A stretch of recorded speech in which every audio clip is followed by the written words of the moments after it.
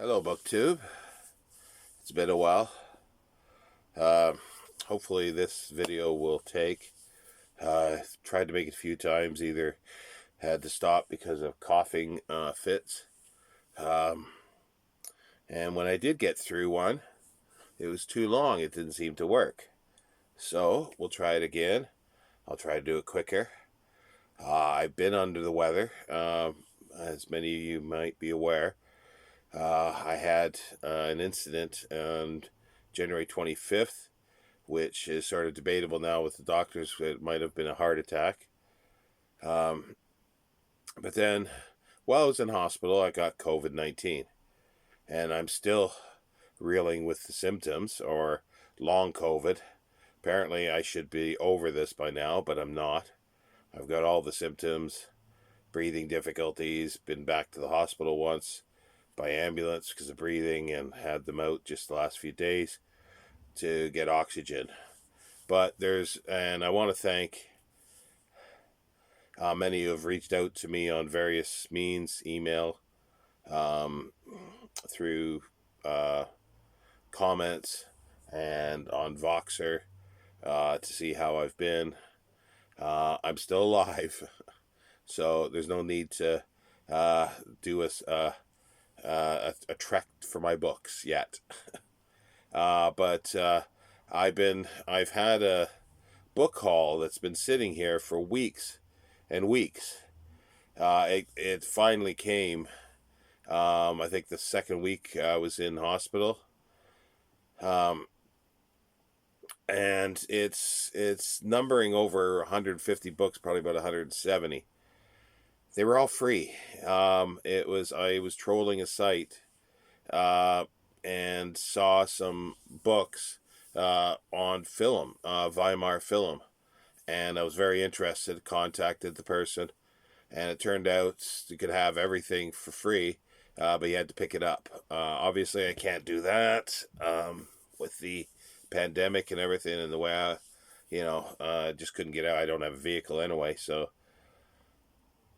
I talked him into, if stuff I wanted, for them to ship it, and it turned out there was lots. It's the remnants of a library from two professors.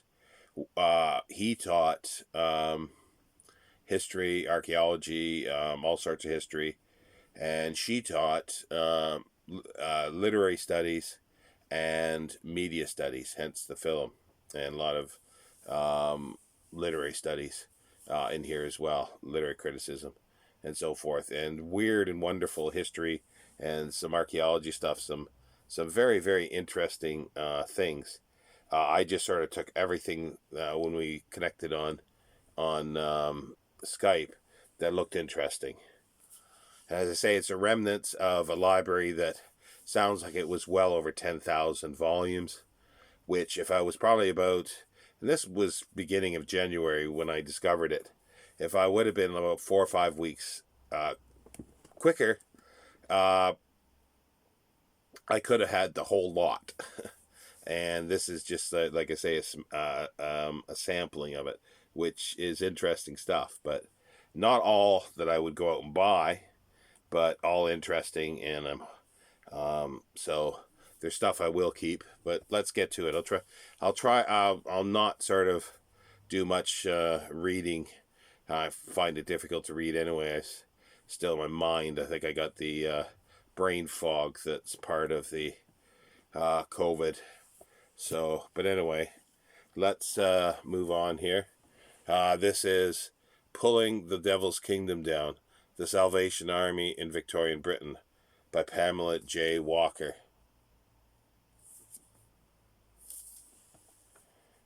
It's published by University of California Press in 2001, and it's exactly what it says from reading the flap. History of the Salvation Army in the Victorian period, its beginnings and so forth, and its growth. This is sort of a self-published book on a race that's Lindbergh, but I'm not sure how much he comes into this, but it's about a 1927 race. But it's the Fleet Wings of Fame. Story of Art Goebel, Bill Davies, and Martin Jensen, survivors of the 1927 Dole race to Hawaii by Thomas L. Hedglin. And it is print on demand for sure, because you could, it says Lightning Press, or Lightning Sources,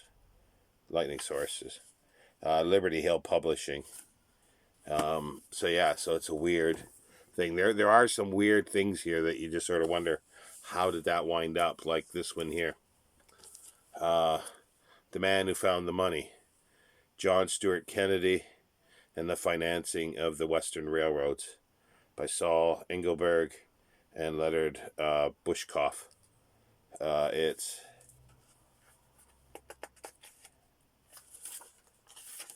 Michigan State University Press, 1996, and it's got end papers with the Northern Pacific Railroad, and it's exactly what it says. It's by the looks of it, it's a sort of biography of how it was financed. It's a weird little one. The Curious Cures of Old England.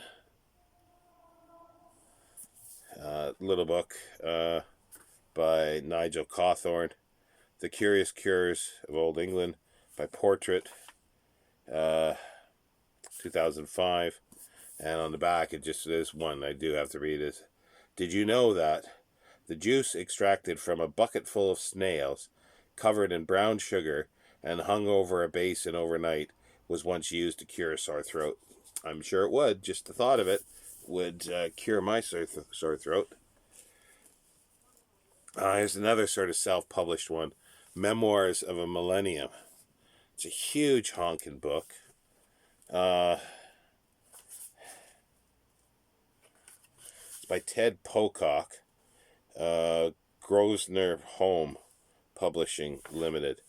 And it's sort of a biography memoir of 10 sort of people from sort of 1000 to 1900.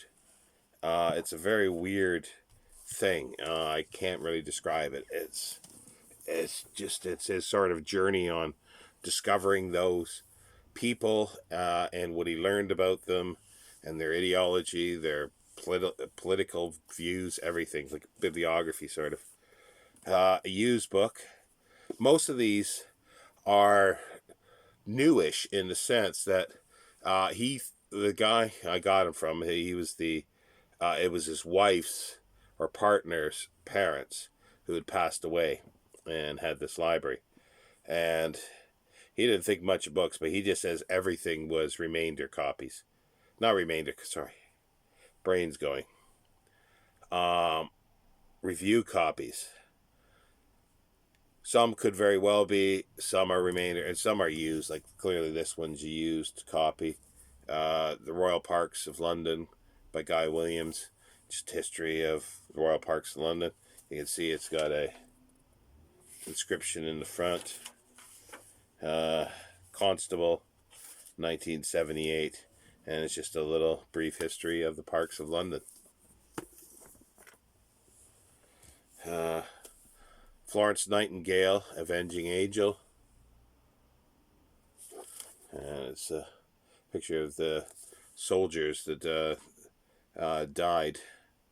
Causes of mortality in the army in the East. April 54 to 1855.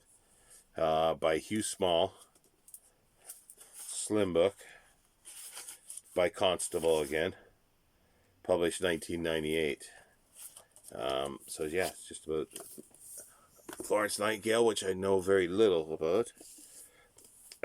Elizabeth the First, a biography by David Starkey that looks like it says here, as seen on Channel 4. So this must be a sort of a companion. There was a show, I don't know it, don't remember it.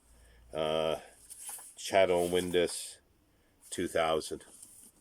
So it was actually before I was here in the UK, so may not have seen it. Yeah, this is another weird one. Like, how did that wind up here in the UK? The Children of Lincoln, White Paternalism and the Limits of Black Opportunity in Minnesota, 1860 to 1876. So narrow, by William D. Green. It's published by the University of Minnesota Press. I guess would be one for Todd at Todd's Bursting Bookshelf. I believe he's into his local history in Minnesota. Is that correct, I think? But anyway, yeah, it just seems so weird to see something like this here in the UK.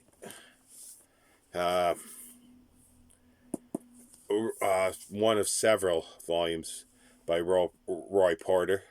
This is Mad Men, A Social History of Madhouses, Mad Doctors, and Lunatics. Exactly what it says. It's by Tempest, 2004. Originally published in 1987 under a different title.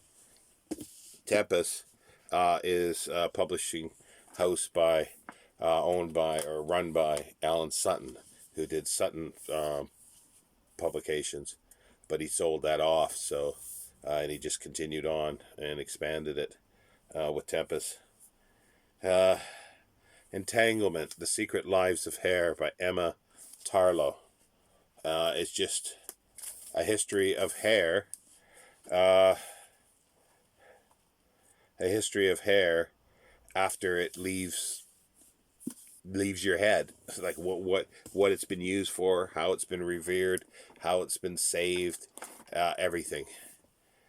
This is one of several that are definitely keepers for me. This is one of two of King Vidor's books. This is on making film. It's a nice condition. It's the UK publication 1973 by W.H. Allen. King Vidor was a Hollywood filmmaker, director. Amazing film, The Crowd, in silent era. Many other silent pictures, great stuff, and went right into the sound. Remember the street scene, the early 30s film with Sylvia Sidney is amazing. This is another one, cinema one. It's a collection of essays from the 20s on Weimar cinema, so contemporary essays. So it's sort of a redactive and relook at Weimar cinema and not just specifically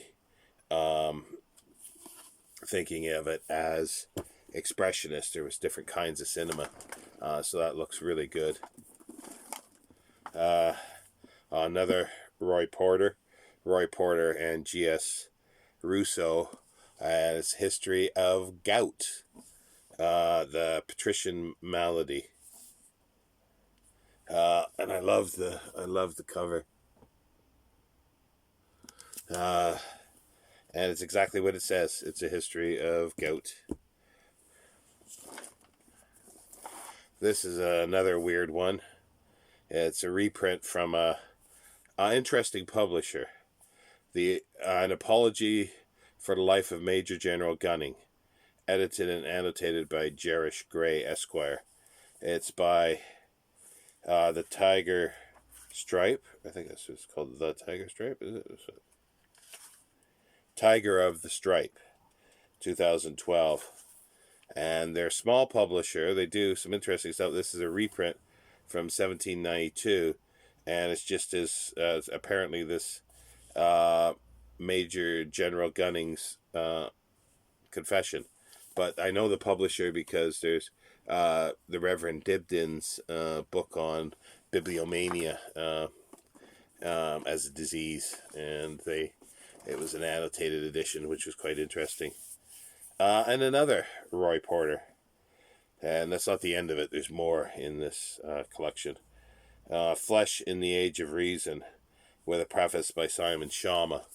I was reading, like I say, part of the flap, but it's his last book that it was finished just before he died, and it's a history of how we how sort of through the Enlightenment, they began to view humans and the bodies um, and of what recognize, recognize what the human body is.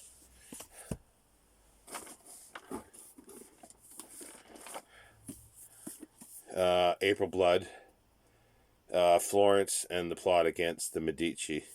Oh, I didn't say anything about the publication. Sorry, let's back up to this. Roy Porter, Flesh in the Age of Reason. Alan Lane, an imprint of Penguin Books. This is 2003. Now back to this one, which is April Blood, Florence and the Plot Against the Medici by Lauro Martinez.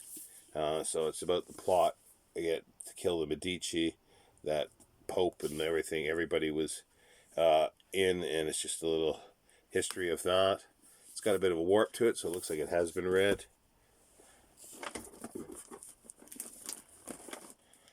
Some war stuff here.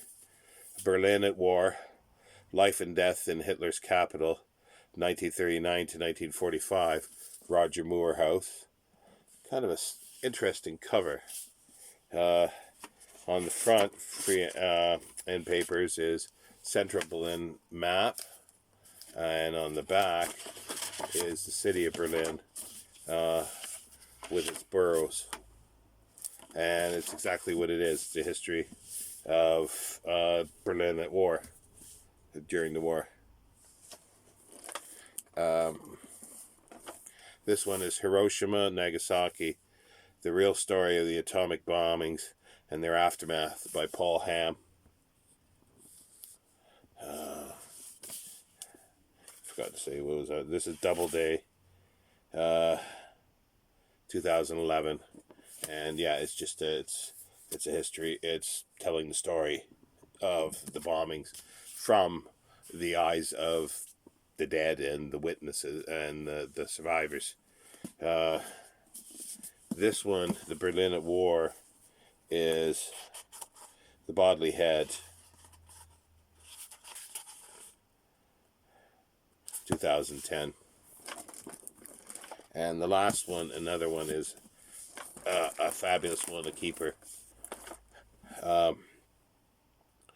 Conflicted Life, William Jordan, 1782 to 1869, London editor, author, and critic.